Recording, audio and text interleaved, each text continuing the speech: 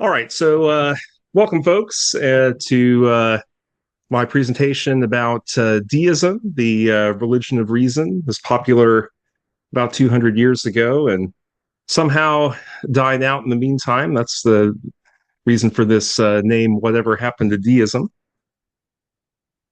So first, I want to say that I'm not a credentialed historian. I do have a college degree, but it's in sciences, not humanities. But I'm a history buff. I read a lot of nonfiction, especially science histories, and I've made every effort to ensure that the information in this presentation is accurate. But I haven't read every last book that I talk about here, and I've relied on academic summaries, other books that talk about books and things of that nature. So first, a little bit of a forward as to how I got inspired to do this. So I first heard about deism when I was enrolled at a Christian private school. Yes, I was enrolled in one of those. I don't know if anyone else out there had the same experience. And I was in the fourth or fifth grade when a history textbook briefly mentioned that some of America's founding fathers were influenced by a religion called deism. And then it, of course, quickly went on to talk about how, but Christianity way more important.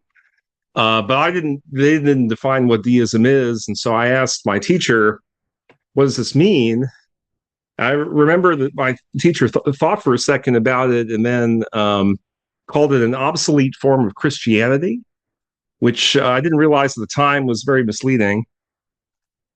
Then later, when I went to college, I was taught a very different definition of deism, that it means the belief in a single unknown creator God, not really related to any of the revealed religions.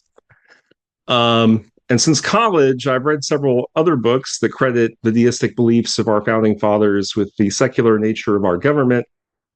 But I never really read anything explaining the origins of deism, why it was popular when our country was founded, and why it seems to have gone away in our modern age. Or whatever happened to deism. So that sort of was my inspiration to do this research and create this presentation. So there's three parts to the presentation.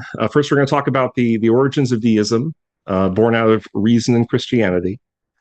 Then we're going to talk about how deism changed during the Enlightenment period. And finally, we're going to talk about the big revolutions at the end of the Enlightenment, the American and French revolutions, and the eclipse of deism.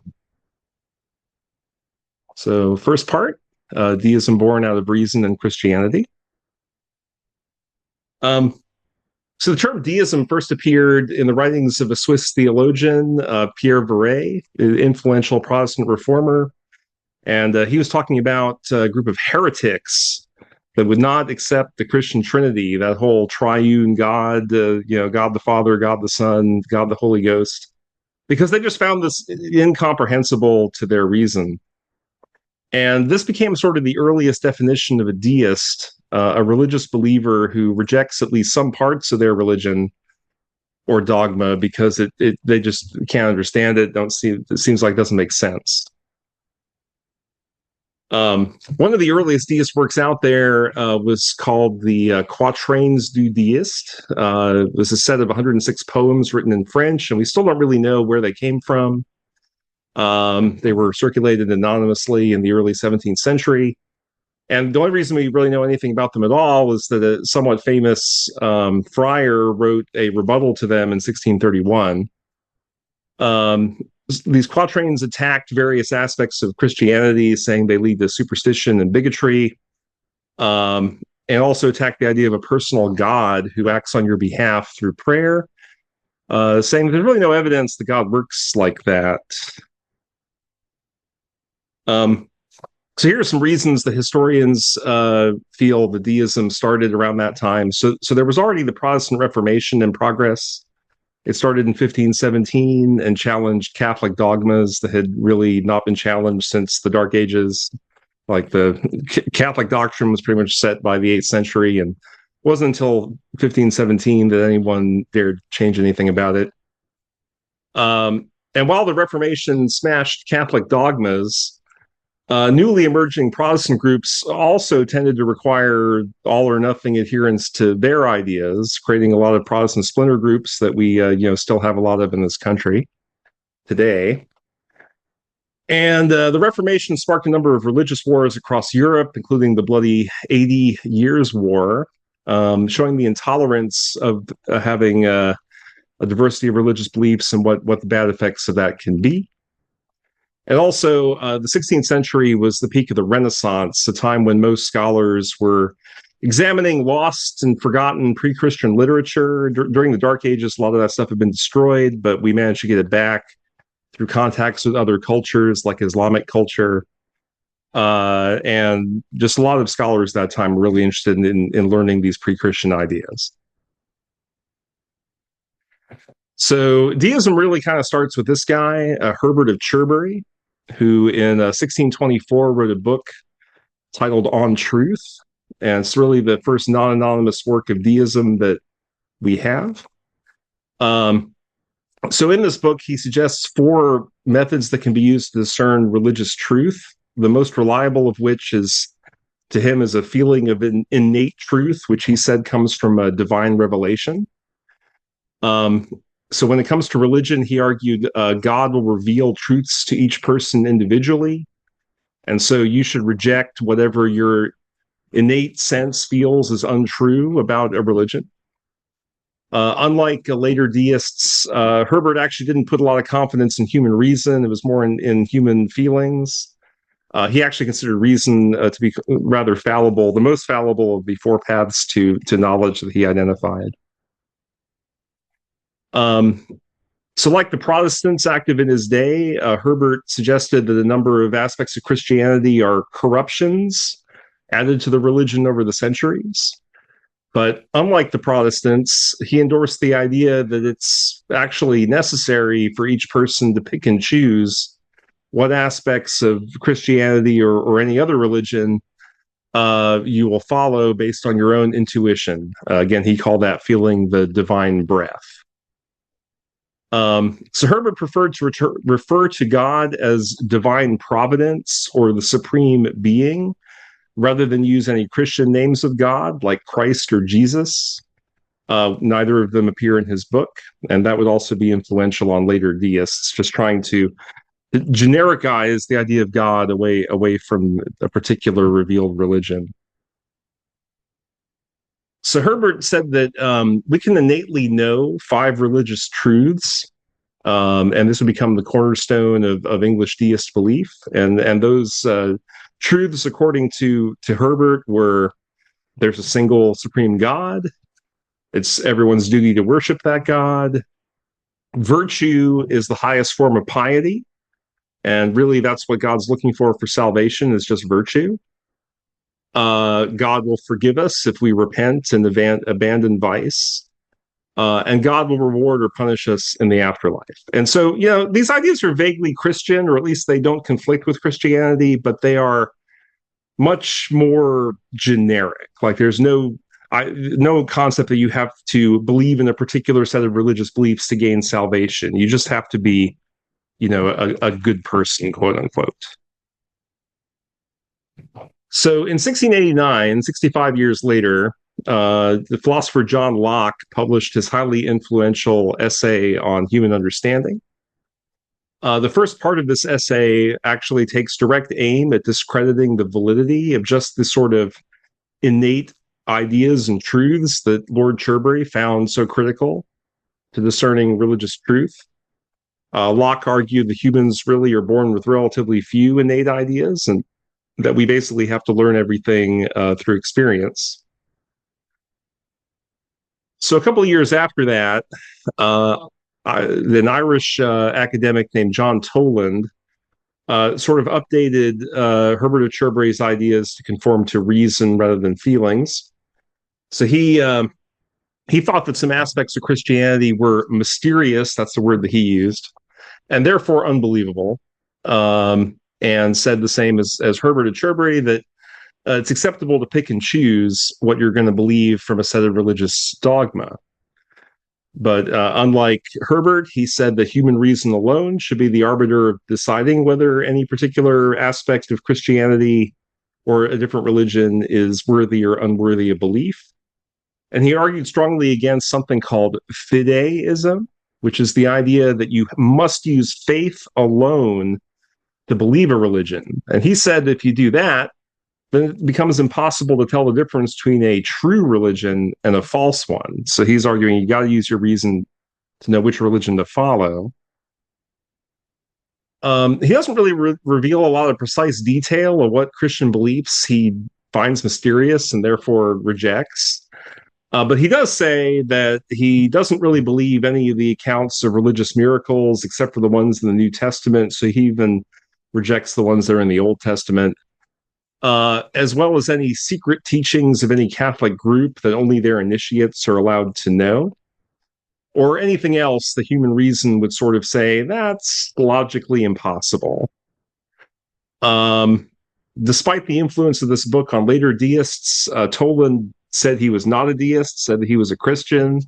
Of course, in 1696, you sort of have to say things like that because controversy over the book, which was banned in Ireland, ironically, that's where he's from, not England, but it was banned in Ireland, but did lead to the Blasphemy Act of 1697, which made it a crime to deny being a Christian, which may or may not have been a factor in him claiming to be a Christian. You judge for yourself. In 1722, a guy named William Wollaston came forward. He was an Anglican priest, but he had some really unorthodox ideas about religion. He argued, just like Toland, that the truth of a religion needs to be determined by reason, and took that a bit further to say that religion, happiness, morality, and truth are all parts of the same concept, meaning that anything that is untrue, immoral, or leads to unhappiness is, by his definition, irreligious. And so this book actually has significant impact on some of the American founding fathers. The term pursuit of happiness that you probably heard, it's in the Declaration of Independence, is really a nod to Wollaston's ideas. So here's a quote from him.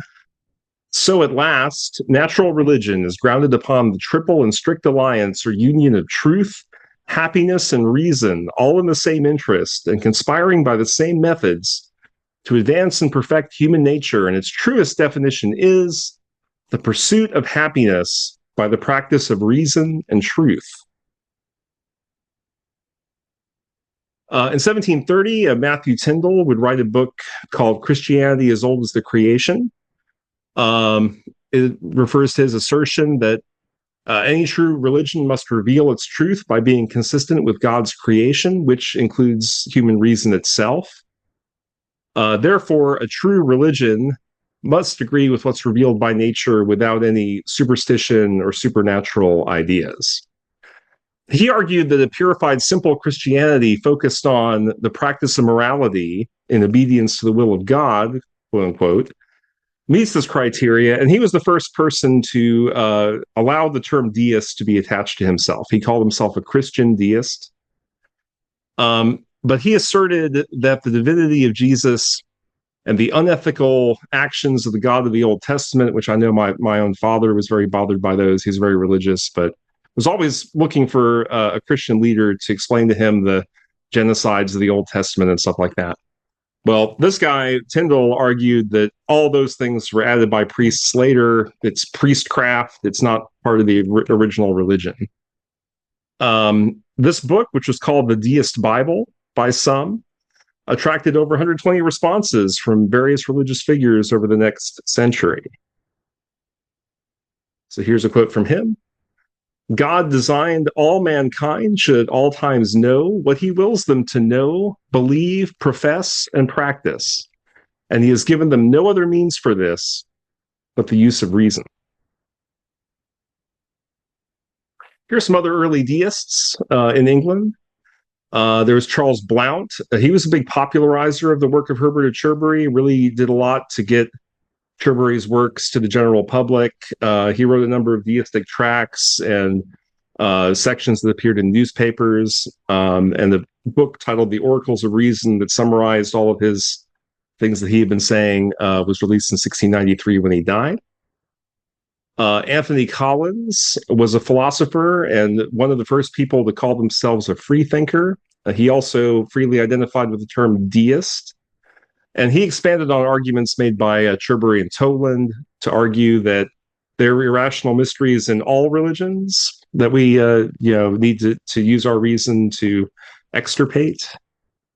And then there was Thomas Morgan, who wrote a book that was popular that took the form of a discourse between a Christian and a deist.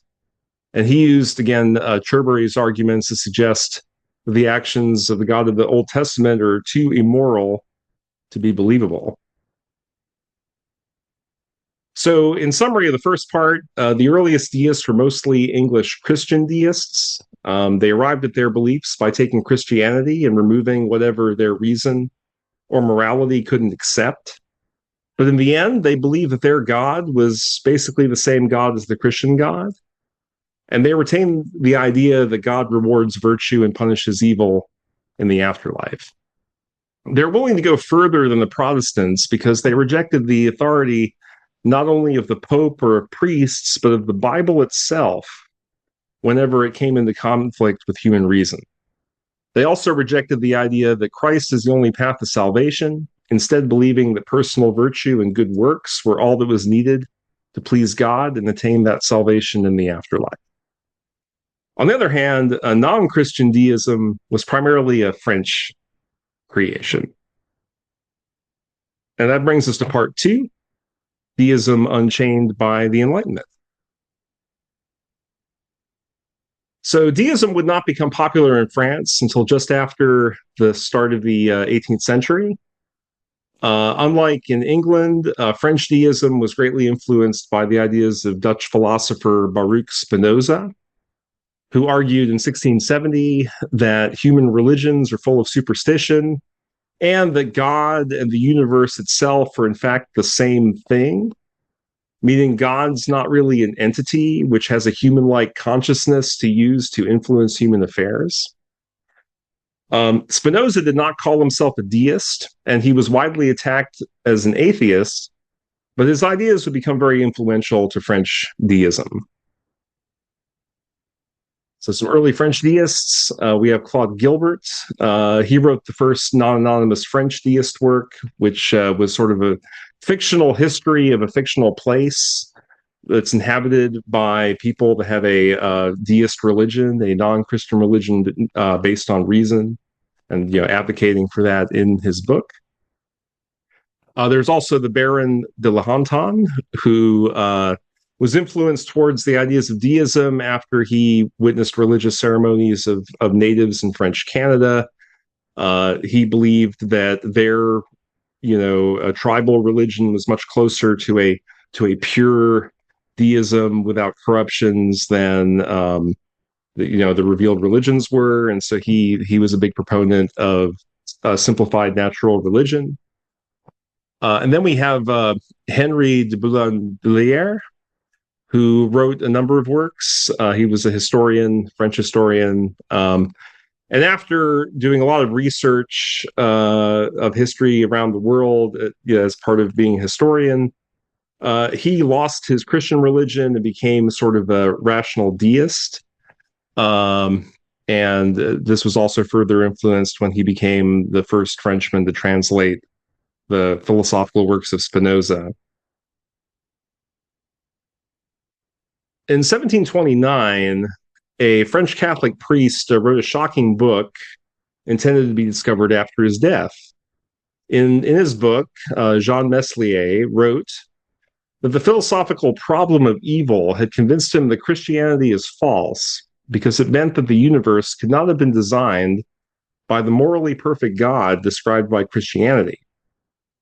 He also argued that those moral teachings in Christianity don't go far enough because they, for instance, don't provide for animal welfare. And he wrote that that's further proof of, quote, the non-existence or the malice of the Christian God. Voltaire, who we'll talk about in a second, was quite impressed by Meslier and included excerpts from Testament in several of his books and letters. Meslier was also the person to originate this quote that has been attributed to a lot of different people, but it originally came from Meslier. Man will never be free until the last king is strangled with the entrails of the last priest. So the intellectuals of the French Enlightenment were known as the philosophes or the philosophers.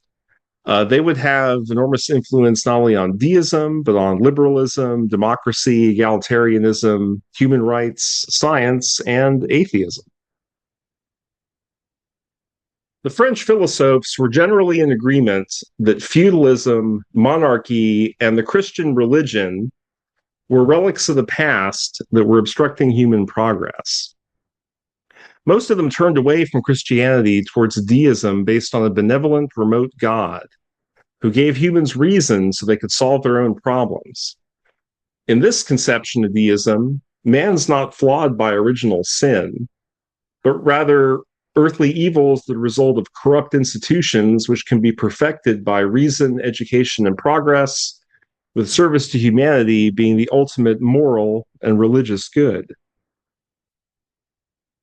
One of the first works by the philosophers to include these controversial religious topics was the Encyclopedia Project, first published in 1751 by Denis Diderot and Jean d'Alembert.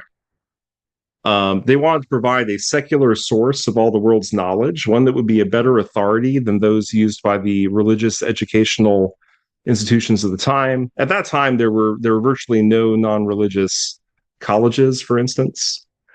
And one that would, in the words of Diderot, change men's common ways of thinking.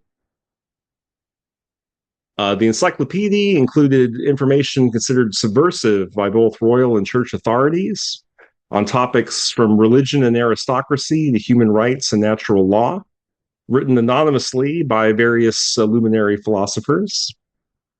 Diderot called himself a deist and defended the idea of deism as the only rational religious choice in some of the more controversial parts of the encyclopedia. Jean d'Alembert, on the other hand, was an atheist and contributed content to the encyclopedia in which he expressed doubts about the existence of a soul, asking whether there exists outside us anything corresponding to what we might think we see. The encyclopedia contained other controversial entries on topics from religion and aristocracy to human rights and natural law, again, written by luminary philosophers. And those philosophers succeeded for at least a time in evading the religious and royal censors, who didn't take the time to read every last article that made it into this 28-volume series of books before they were published. And it managed to avoid initial censorship prior to its first printing in 1751, but the controversial content would eventually cause it to be banned in 1759 after it had sold 4,000 copies. After that, d'Alembert left, too frightened to continue, and Diderot ended up going to Switzerland in order to continue to produce the book. He'd keep publishing new articles until 1765. The encyclopedia is destroying royal authority, fomenting a spirit of independence and revolt, and laying the foundations for an edifice of error, for the corruption of morals and religion, and the promotion of unbelief. So that was an opinion of a French magistrate. All right, let's talk about Voltaire. So he was and still is the best known and most impactful of the French philosophers.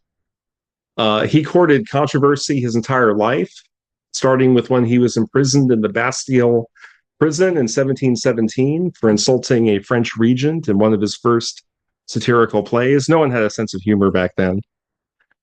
In 1726, he insulted a French chevalier who used his influence to try to have Voltaire imprisoned again, but instead he asked for and received a 2-year exile to England. While in England, he encountered English thinkers and was impressed by the better toleration of religious diversity in England compared to France, and by the ability of the English Parliament to curb the power of the English king. He would write about this in Letters on the English in 1733, but again, those royal and religious censors, Letters is published without censor approval, and it scandalized the French court because he's saying the English court's better than the French court. and the book was ordered burned. Meanwhile, um, there was this woman named Emilie du Châtelet. She was born to a minor French noble who recognized her genius and arranged for her to be educated in math, literature, and science. She was married in 1725 to another French noble, and in one of those arranged aristocratic marriages, you may have seen a show like this on TV. After having 3 children, she resumed her mathematical studies in 1733. Voltaire first met her in 1729, and 4 years later, when the controversy over letters to the English looked like it might send him back to prison, she invited Voltaire to seek refuge at her chateau in northeastern France. Despite her being married to someone else, Emilie and Voltaire would become lovers, and he would live with her at her chateau for 11 years until 1744. During that time, they indulged in various intellectual pursuits, including scientific experiments aimed at discovering the nature of fire, which was still unknown at the time.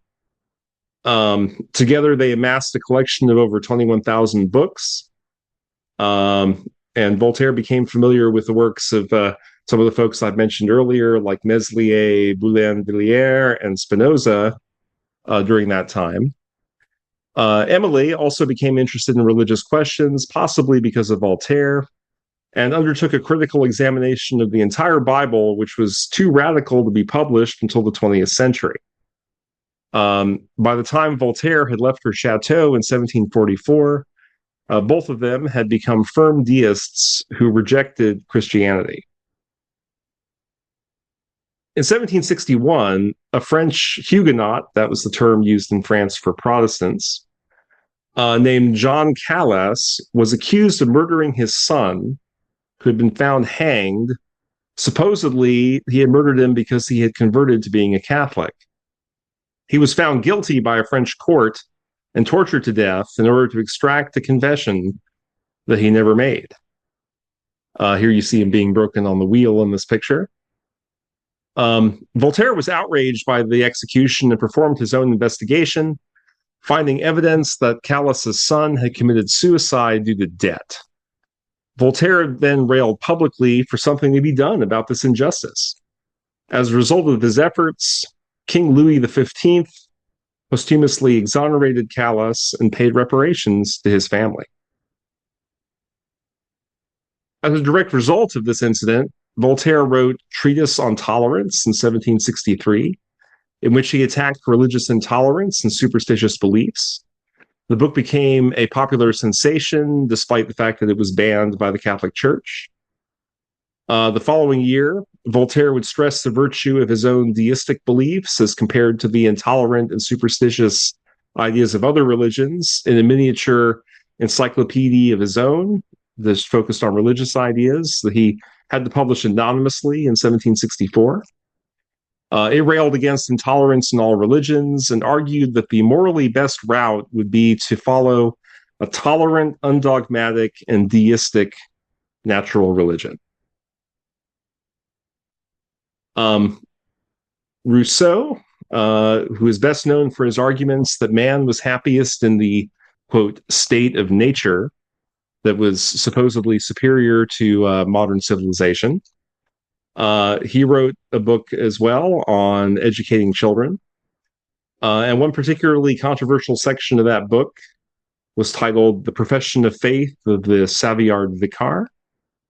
And in that section, Rousseau reasoned that only a deistic natural religion can be proved to a child, and that anything beyond that, such as the dogmatic tenets of a revealed religion, things like the Trinity and stuff like that, are ideas that children can only recite, not understand.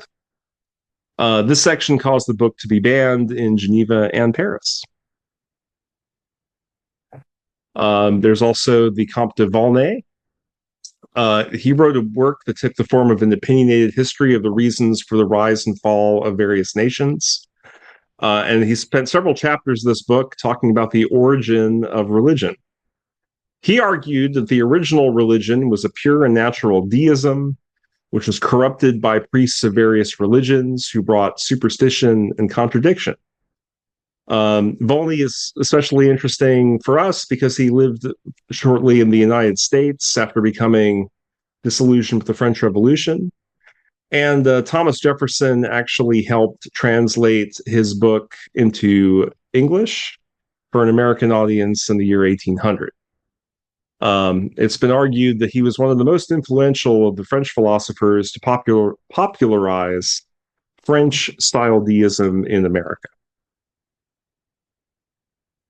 There were also some philosophers who were atheists rather than deists. Although deism had become kind of fashionable in France by the second half of the 18th century, it was still more or less a scandal to profess to be an atheist at that time. There were a few self-identified atheists like the Baron de Holbach and also d'Alembert, who we talked about earlier. But whenever they were writing about atheism, they would write it anonymously, sometimes using the anonymity of writing passages for the encyclopedia. A few other philosophers, like a man named Claude Helvetius, claimed to be deists, identified that way, but really revealed through their writings they believed in a materialist universe without a soul, afterlife, or God. So deism was kind of becoming a really big tent term in the late 1700s. The deist philosopher Montesquieu, who's best known for proposing governments with systems of checks and balances to avoid tyranny, argued in one of his books, The Spirit of Law, that universal belief in a God that delivers divine rewards or punishments in the afterlife promotes better civil order, and that no rational argument prevents the deist God from being such a God of judgment. Many deists supported this view, despite Rousseau's arguments that man's inherently good and not born evil like the Christians think. And some, including Voltaire, who were not convinced of the existence of a soul or afterlife at all. So Voltaire was actually accused of being an atheist by his enemies. And even today, there's websites that claim he was an atheist. But he actually wrote publicly and privately that he detested atheists and found their ideas dangerous. He believed, like Montesquieu, the public belief in divine punishments are necessary for society. This is the context of his arguably most famous atheistic quote, which he made when he wrote a response to an actual atheistic book called The Three Impostors, those being Jesus, Muhammad, and Abraham, who were the three impostors. So he wrote a response to this book, and it went something like this. But the architect exists, and anyone who denies it is touched with madness under the guise of wisdom. Consult Zoroaster and Minos and Solon. This sublime system is necessary to man. It's the sacred tie that binds society. If the heavens, stripped of his noble imprint, could ever cease to attest to his being, if God did not exist, it would be necessary to invent him. So what Voltaire is saying is not that God is such a loose concept that he's easily inventable. That's what most people have interpreted this to mean. But what he's actually saying is that if there wasn't a God, we'd have to create him to make sure that society binds properly, that people have these fears of punishment that keep them in line. Unfortunately, throughout history, people have felt that without God looking over your shoulder, you can't be a good person, and that's just totally false, but so many people have believed it, even Voltaire. So French deism would influence British and soon American deism, expanding it beyond a loose, non-dogmatic Christianity to include those who reject all revealed religion and are united only in the belief that an unknown God created the universe and set it moving with natural laws. By the end of the 18th century, the term deism could encompass a great many ideas. Some, like Voltaire, believe in a deism where human souls would receive moral judgment from God in the afterlife. Others believed the deistic God could influence human affairs through divine providence. Some believed both, others neither. Some were atheists who said they were deists. The only really common thread generally was belief in the single creator God and the idea that you have to use your reason over your faith. All right, and that brings us to the final part, revolutions and the eclipse of deism. So the American Revolution of 1776 occurred near the pinnacle of the Enlightenment. The men involved with the creation of the new American government tried to create a government based on Enlightenment ideals, without a king, without nobility, and thus without feudalism, and without an established state religion. Instead, a fully secular republic that would be governed by a system of checks and balances, such as the kind proposed by Montesquieu. Those who were the most involved with shaping the design and principles of the new American government, including all three men pictured at left, were either self-professed deists or deistic Christians. So here are some founders who actually said they were deists.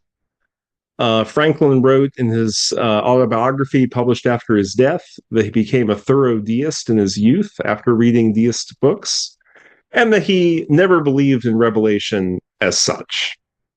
He wrote that his deism was reinforced after he saw the weakness of counter-arguments in books like Deism Revealed. Then there's Thomas Paine. He was the author of Common Sense and the Crisis, the books that really encouraged a lot of Americans to join the revolution.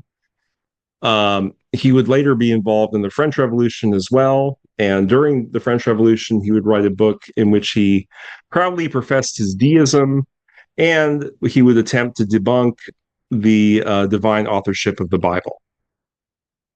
Then there's Ethan Allen, not just a furniture store. He was the hero of the Revolutionary War Battle of Fort Ticonderoga and co-founder of the Republic of Vermont, which of course became the state of Vermont. And he would write a book attacking the authenticity of the Bible, abuse of priests, and the negative effects of superstition, and endorse a reason-based deism as an alternative. So here's a quote from Franklin. Some books against deism fell into my hands. It happened that they wrought an effect on me quite contrary to what was intended by them. For the arguments of the deists, which were quoted to be refuted, appeared to me much stronger than the refutations. In short, I soon became a thorough deist. Thomas Jefferson never explicitly confirmed he was a deist, but most historians believe that he was one. He was influenced by the deist ideas of Wollaston. His use of the phrase pursuit of happiness in the Declaration is evidence of that influence.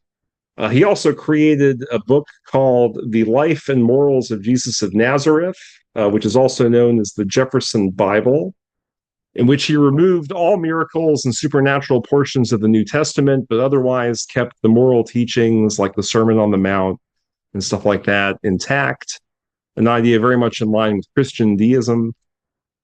Jefferson also strove to create a wall of separation between church and state. In fact, his tombstone lists his authorship of the Virginia Statute for Religious Freedom as one of his proudest accomplishments, not including being president. He didn't put that on the list. And the day will come when the mystical generation of Jesus, by the Supreme Being, as his father in the womb of a virgin, will be classed with the fable of the generation of Minerva in the brain of Jupiter. So that's a letter from Thomas Jefferson to John Adams, basically saying Bible is superstitious. There's another quote from Jefferson I didn't include here, in which he referred to Christianity as our peculiar superstition. Speaking of John Adams, he came from a Congregationalist family and claimed to be the more religious candidate than the deist Jefferson during the election of 1800. He was thought by a lot of people to be a devout Calvinist, but some letters reveal otherwise. A letter he wrote to his son in 1816 reveals that he did not believe in the divinity of Christ or the authority of the Bible. Indeed, he identified himself as a Unitarian, a liberal Christian group which rejected the Trinity, like the first Deists. And that entire Christian group was sort of evolving towards deism in its day. He also wrote a letter to the Dutch radical Francois Adriaan van der Kamp, who was trying to create a revolution in the Netherlands that didn't pan out, in which he described his religious beliefs without any reference to Christian doctrine in a way that's eerily identical to those 5 articles of true religion that Herbert at Cherbury had come up with all those years ago. An incarnate God, an eternal, self-existent, omnipotent, omnipresent, omniscient author of this stupendous universe, suffering on a cross. My soul starts with horror at the idea. It has stupefied the Christian world. It has been the source of almost all the corruptions of Christianity. So he obviously doesn't believe that whole part. Kind of critical. Other deist-aligned founders include James Madison, the principal author of our secular constitution, wrote in an 1825 letter that belief in God is so essential to the moral order of the world that arguments to enforce it cannot come from too many sources. In the same letter, he recommended a simple naturalistic argument in favor of nature and nature's God, or deism. According to a journal kept by Thomas Jefferson, Gouverneur Morris, the author of the preamble to the Constitution, which contains the famous phrase, "We the people," was a deist who did not believe in the Christian system. And there's a person named Joel Barlow, who was a soldier in the American Revolution and actually would end up serving in one of the assemblies during the French Revolution. And later, he worked as an American consul in Algiers during the Barbary Wars. It's one of America's first wars, in which he helped draft the treaty that ended the war. And in that treaty, it says that the United States is not in any sense founded on the Christian religion, which was in there because we were making peace with a Muslim country. But the facts are true. The most consequential American founding father was, of course, George Washington, and he too may have secretly been a deist. Washington never used the terms Christ or Jesus to describe God in any of the speeches that he gave or any private correspondence. Instead, he always referred to God as either Providence or the Masonic grand architect of the universe. And Washington was definitely a Mason, as you can see from this picture at left. He sometimes attended Anglican church services, but always left before taking communion, despite being publicly chastised for that while president by a priest named James Abercrombie. But most interestingly, the same passage in Thomas Jefferson's personal journal, dated February 1st, 1800, which mentioned Gouverneur Morris's deism, also says that Morris claimed Washington was as much a deist as he was. It also relates a secondhand story told to Jefferson by Benjamin Rush, claiming that Washington was once directly asked by some clergy whether he believed in the Christian religion, but refused to answer. So like the American Revolution, the French Revolution initially began as a dispute over taxes. In 1789, King Louis XVI tried to levy a series of taxes to pay French war debt from the 7 Years' War and the American Revolution, which the French helped us to win. At the time, France was an almost absolute monarchy, but there was regional control over taxation through local parliaments, which in France were just small local legal bodies with limited jurisdiction. But they did have control over taxes. They refused demands by the king to collect a stamp tax or a land tax, and the impasse led to the king convening an Estates General. Sorry, there's people in the hall here. A convention of elected clergy, nobles, and commoners that had only been called twice before in French history. So the members of the Third Estate swore an oath not to leave the convention until a French constitution limiting the power of the king and nobility had been agreed to. Slowly, a majority of the First Estate joined them. Rumors that the king planned to dissolve the Estates General due to its altered goals led to the mob liberation of the Bastille, which forced the king to declare that the Estates General would become a new permanent French assembly. One of its first acts was to enlist the help of Thomas Jefferson to draft the Declaration of the Rights of Man and Citizen, which is still a part of the French Constitution today. Article 10 of that declaration guarantees that no one may be disturbed for his opinions, even religious ones, and was followed by the 1789 August declarations of the French Assembly that abolished feudalism by removing special privileges for both nobility and clergy. This included the banning of mandatory Catholic tithing and declaring church land to be property of the state. In 1790, the French Assembly would pass the Civil Constitution of the Clergy, which required that all Catholic priests swear an oath of allegiance to the Revolution. Pope Pius VI denounced this action, and almost half the French clergy would refuse the oath. Those that refused would be known as refractory clergy and would be treated with increased suspicion by the revolutionaries. Originally, many revolutionaries in the assembly simply hoped to make France into a constitutional monarchy similar to England. And the constitution providing for this was completed in 1791. But that summer, Louis left Paris in disguise with a plan to return with an army to restore his absolute power. The plot was foiled and increased the influence of the more radical members of the assembly who wanted to replace the monarchy with a republic. Soon after, Austria and Prussia issued something called the Brunswick Manifesto, a threat of unforgettable vengeance if Louis was harmed.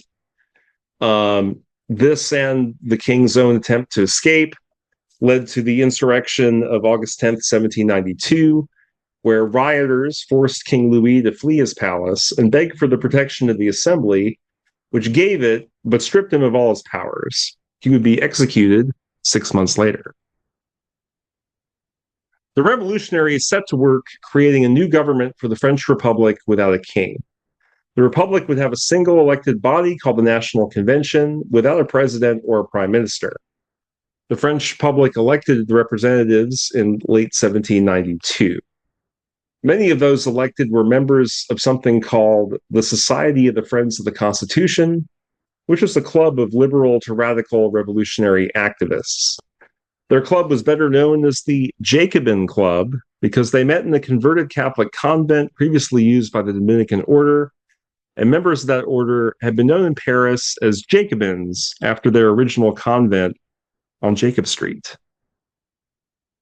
The Jacobins would split into two factions, with the most radical members forming a faction called the Mountain, whose members sat in the highest seats of the chamber, while remaining Jacobins were dubbed Girondins because many of their leaders were from the Gironde region of southwestern France.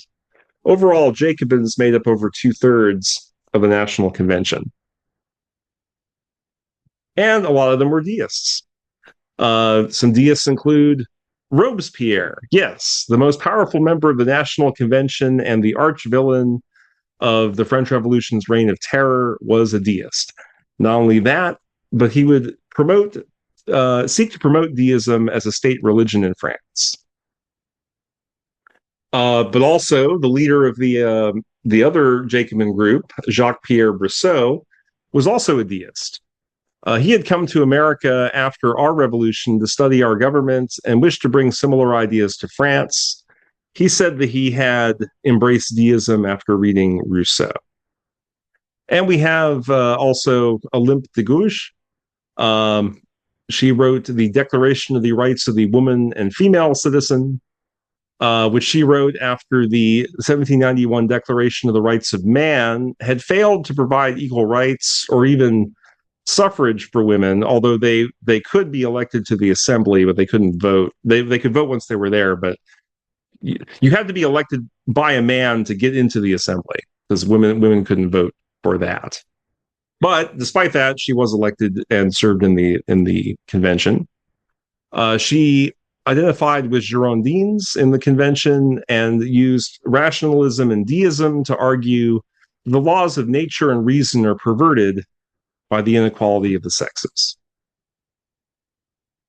And we also have Thomas Paine once again. He not only played a role in the American Revolution, but he was involved in the French Revolution. He was forced to flee his native Britain after writing Rights of Man in 1791. That book was a response to Edmund Burke's Reflections on the Revolution in France, which trashed the revolution as anarchy. Unlike Burke, Paine enthusiastically endorsed the revolution and a number of its radical ideas, like an end to monarchy and nobility, and even social welfare, which was a super radical idea at the time. Paine was charged with seditious libel by the British authorities, who also stirred up mobs against him and had him burned in effigy. He was under imminent threat of arrest and evaded that by going to France, where he was hailed as a hero because he had promoted their revolution through his book. He was granted French citizenship and even was elected to the National Convention, despite not speaking French, where he also allied with the Girondins.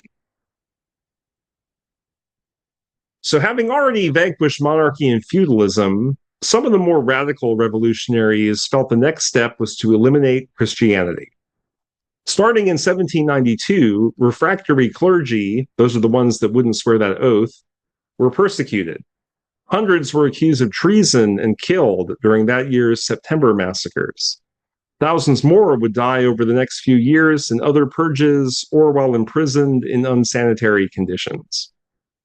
The next year, the revolutionaries abolished the Gregorian calendar and established a new 10-day week without a Sabbath day.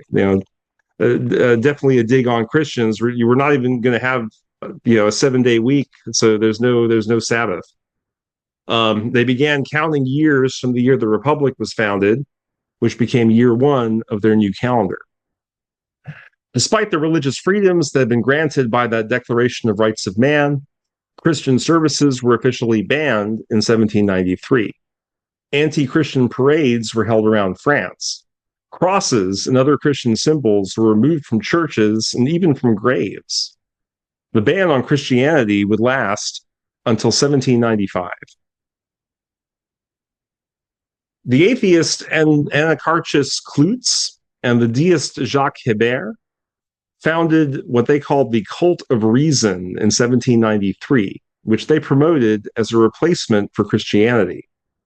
They would oversee the conversion of churches to temples of reason, and I've got a little picture inset here, but there are actually several places you can go in France even today and see Catholic churches and cathedrals that had been converted to temples of reason, and in many cases the things that were carved into the building are still there to be seen. Of course, these temples of reason went back to being churches later, but for a time. This cult celebrated reason, nature, liberty, and the revolution, and did not specifically worship any god, not even a deistic one. On 20 Brumaire, and that's one of the months of the revolutionary calendar because they changed all of the current Gregorian month names. On 20 Brumaire of year 2 of the revolutionary calendar, a festival of reason was held at Notre Dame Cathedral, which featured a goddess of reason before an altar to liberty. In 1794, Robespierre and Jacques Danton, another prominent member of the Mountain, felt that dechristianization and the cult of reason had gone too far, contributing to unrest in France. Robespierre, in particular, felt that the atheism of the cult of reason was harmful due to the same kinds of concerns about public morality that Voltaire had expressed years earlier. He therefore created and promoted an alternative deistic cult. The cult of the supreme being required belief in a supreme deist God who, although remote, worked to benefit man. It also required belief in an eternal soul that would face judgment in the afterlife. And the translation of this French text to the right says, "The people of France recognize the supreme being and the immortality of the soul." So a carving that says this was added to all of the temples of reason just to say that, well, actually, we do believe in a God, and we do believe in the eternal soul that can, have divine punishments. We're not just a bunch of atheists. So in 1794, the National Convention declared the cult of the Supreme Being to be the official religion of France. And not long thereafter, a festival of the Supreme Being was held. So the French Revolution would begin to implode in 1793. The debt issues that started the revolution were never solved. It just kind of went off and became this other thing. And there was persistent hyperinflation and bread riots throughout the revolution. France invaded Austria and Prussia out of fears they would invade France to restore the king. So they would invade first. But that war went badly for France. Some parts of France were in open revolt against the revolutionaries. There was a revolt that's been called the War in the Vendée by historians. And the reason for revolts included, bread riots, hyperinflation, the war, and also the policies of forced de-Christianization. Seeing enemies everywhere, members of the Mountain created a committee of public safety. Always be afraid when your people in your government create things for safety. That means their safety, not yours. The Committee for Public Safety within the National Convention, they packed it with their members, and then they channeled all power to that committee. A radical pro-mountain journalist named Jean-Paul Marat was murdered by a Girondin in 1793, an event which touched off the reign of terror as the Committee for Public Safety then worked to purge perceived enemies of the state. Over the next year, thousands of people, including many of the Girondin members of the National Convention themselves, went to the guillotine. The Committee for Public Safety also arrested and imprisoned Thomas Paine during the terror after Britain joined the war against revolutionary France, because Paine was still officially a British subject. And Paine would write the first part of his landmark deistic religious work, Age of Reason, from inside a French prison, and almost died of disease there. Robespierre personally suspected Paine might be disloyal because he voted against executing the king. He wrote that it might be in the best interest of America as well as France to get rid of him. The terror would not end until 1794, when Robespierre himself went to the guillotine, soon after he threatened to expand the terror beyond where it was already gone in a speech. The National Convention would be disbanded in 1795. That's also the year that Christianity was re-legalized. And we would be replaced by a group of five elected executives called the Directory. They would rule France until 1799, when Napoleon would emerge from a coup as a dictator. Napoleon would roll back many of the changes of the French Revolution, and in particular, Napoleon wanted to undo the deistic things. He was a Christian who believed that deism was, quote, too speculative. Deism arguably reached its pinnacle during the French Revolution. Over 500 members of the various democratic assemblies of the revolution identified as deists, even before Robespierre made his form of deism the state religion of France. Meanwhile, in England, many liberal political reformers appeared, and many of them were deists in the spirit of the Enlightenment.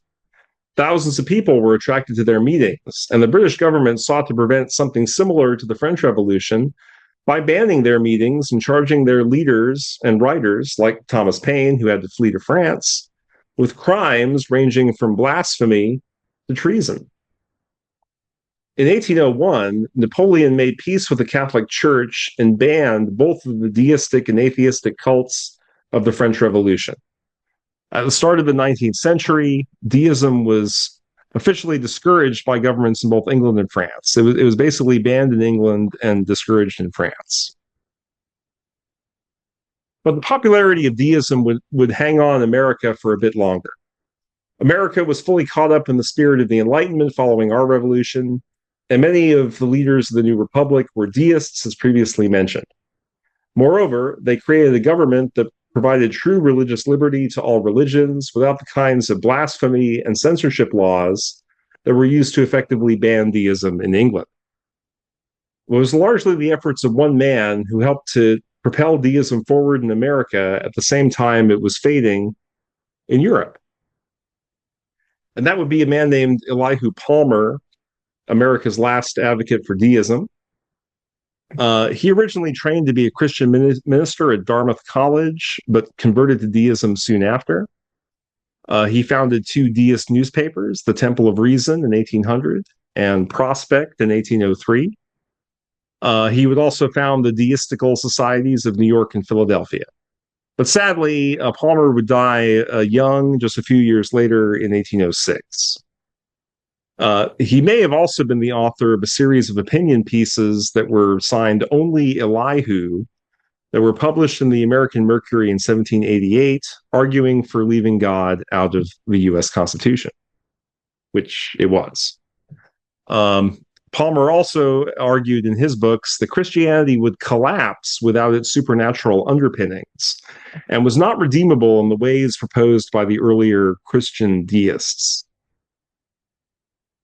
Reason, which is the glory of our nature, is destined eventually in the progress of future ages to overturn the empire of superstition. That's from his book that he published in 1801.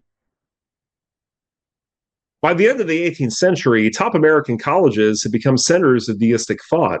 This is especially true at Yale, where many of the famous Hartford wits of the late 19th century were deists. In fact, Ezra Stile, a founder of Rhode Island's Brown University, confessed in a letter that he was, quote, led into the darkness of skepticism and deism during his time as a Yale student, while Presbyterian minister Lyman Beecher, the father of Harriet Beecher Stowe, who wrote Uncle Tom's Cabin, added these colorful anecdotes in his autobiography. Most of the Yale students were skeptical, and rowdies were plenty. Wine and liquors were kept in many rooms. Intemperance, profanity, gambling, and licentiousness were common. That was the day of the infidelity of the Tom Paine school. Boys that dressed flax in the barn read Tom Paine and believed him. Most of the class before me were infidels and called each other Voltaire, Rousseau, D'Alembert, etc. And that comes out of his autobiography that he wrote shortly before he died in 1864. The so-called Second Great Awakening of Christianity, which started around 1790, was really, to a good degree, an awakening from deism, which the preacher John Damnation Murray, great name, claimed that everywhere in the new American government, claimed deism was everywhere in the new American government, and it was the grand patron of wickedness and debauchery of our present time. When the minister Timothy Dwight would become president of Yale in 1795, he was aghast at the level of deist influence in the college. He gave a commencement address in 1797 titled The Nature and Danger of Infidel Philosophy, which would be published as a book the following year. The book was widely read and is considered a significant contributor to the success of the Great Awakening. Is it that our churches may become temples of reason? Is it that we may change our holy worship into a dance of Jacobin frenzy? Is it that we may see the Bible cast into a bonfire? Shall our sons become disciples of Voltaire and the dragoons of Marat? And again, that was from his commencement speech. So here's the reasons given by historians for the decline of deism after the year 1800. The number one reason was the terror of the French Revolution. It was blamed on the deism of its leaders, since, as we saw a minute ago, Robespierre was a deist, and there were over 500 deists in the National Convention. And it was really easy for Christians to say, well, they're all chopping everyone's heads off over there because they're not Christians. They've gone off the rails following this deism thing. Deism was also suppressed in England and France following 1800, as we mentioned. A couple of people have mentioned, historians, that the deists never really established their own churches to create a sense of deist community and to help propagate the religion. There was that brief takeover of Christian churches, but that was sort of undone after 1795. And that only happened in France. Some deists decided to convert to John Adams' Unitarianism, which was influenced by deism and evolved in its direction. Unitarianism endorsed reason over faith, rejected the divinity of Jesus, and began to accept disbelief in almost any Christian doctrine or scripture, holding strongly only to the moral teachings of Jesus. And then finally, Romanticism and Transcendentalism, which were the dominant Western cultural movements after the Enlightenment and French Revolution. These put less emphasis on reason and more on emotions and feelings. And that wasn't very compatible with the remote, unknown God that most deists were identifying with by 1800. There were a few notable events in the history of deism that came after 1800. In 1826, Cayetano Ripoll became the only known martyr to deism when he was executed by Catholic authorities in Spain for teaching deism as a school teacher. And one could also say that he was the last person killed by the spirit of the Spanish Inquisition, although the Inquisition had formally ended before 1826. But there's still that feeling in Spain that you got to execute people that aren't Christians, apparently. Also, in the mid-19th century, several important Romantic and Transcendentalist writers, such as Walt Whitman, Ralph Waldo Emerson, and Henry David Thoreau, endorsed a vision of God as being one with the universe, an idea very similar to that held by Spinoza. Today, this belief is known as pan-Theism, if God and the universe were always the same, or pan-Deism, if you believe that God created the universe first and then decided to join with it. Deism declined, but never completely died out. A few notable people from the 19th and 20th centuries have called themselves deists. So on the top line, Einstein, Victor Hugo, and Mark Twain, they never called themselves deists, but what they did write about their religious beliefs is very similar to deism in that they believed in a remote God that is not connected to the revealed religions. But the three folks on the bottom row, Edison, Neil Armstrong, and Senator Tammy Duckworth of Illinois, all have claimed to be deists. They specifically did use that term and acknowledged that that was the belief system that they held. So where are deist beliefs found today? So the Unitarian Church still exists, and after merging with the Universalist Church in 1961, it really echoes what sounds a lot like deism in teaching that being a good person is all that's needed to avoid punishment in the afterlife. And today, just about any belief about the specific details of God are acceptable to the Unitarians. There are also some modern deist organizations. They've even created a little deist symbol that I wasn't aware existed until I started doing research for this presentation. There's the World Union of Deists, the United Church of Deism, and the Church of the Modern Deist. They promote various flavors of deism, including Christian deism, classic deism, which is kind of like French deism, pan-deism, and even something called pan-Deism, the idea that God extends even outside of our universe. But I think most interestingly, cafeteria Christians are kind of like the deists of old.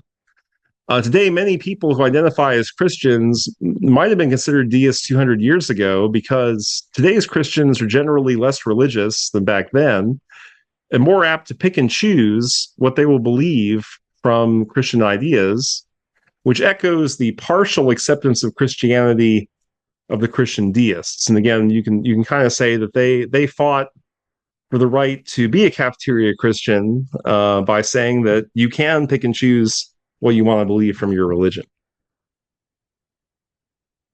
All right, and that ends the presentation. Thanks.